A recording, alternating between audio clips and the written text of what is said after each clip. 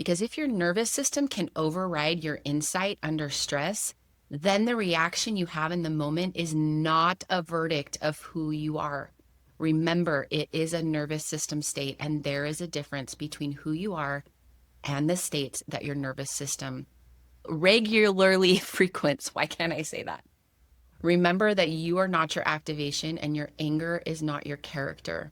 Your shutdown is not your personality and your overwhelm is not your identity. These are all nervous system states. And a regulated person can still interfight. A healed person might still freeze, and a grounded person can still yell. The goal is having shorter duration of those perceived threats, faster recovery time, less shame, and more repair with yourself and with others. Regulation is less about always being calm and way more about flexibility. And now you've started doing your own work and you still snap, and here's the but you notice it now and you notice it sooner. You are starting to feel the discomfort and the tightness in your chest.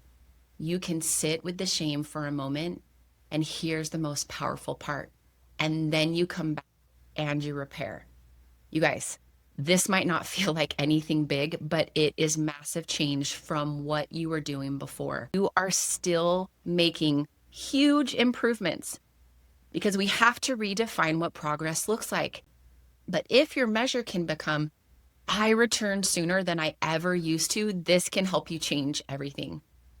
What would it be like for you to ask, how long did it take for me to come back? Okay, did it take me 3 days or 1 day or an hour or 10 minutes? Maybe start practicing your duration, like tracking your duration instead of perfection.